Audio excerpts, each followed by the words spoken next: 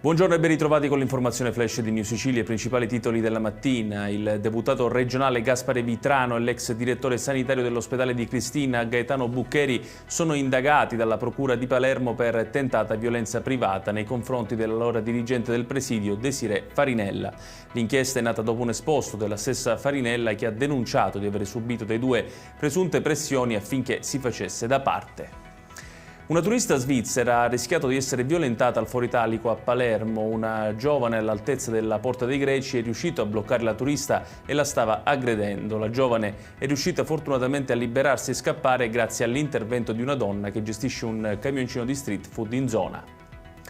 Decine di persone hanno tentato di bloccare agenti di polizia a Palermo mentre arrestavano due ladri di moto di circa 20 anni. I giovani sono stati catturati dopo un lungo inseguimento culminato con uno scontro frontale con una delle volanti.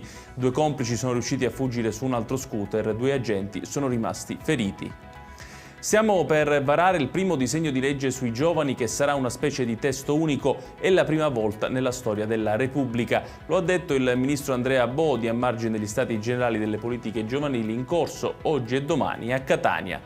Infine ancora un bird strike all'aeroporto Falcone Borsellino di Palermo, il secondo nel giro di pochi giorni. Nel pomeriggio di ieri infatti un aereo di Ita Airways diretto a Milano è stato costretto a invertire la rotta subito dopo il decollo a causa dell'impatto con uno stormo di uccelli che ha provocato un'avaria a uno dei motori. Ed è tutto per questa edizione, tutti i dettagli su queste notizie li trovate come sempre sul nostro sito www.newsicilia.it. Grazie per averci seguito e buon proseguimento di giornata.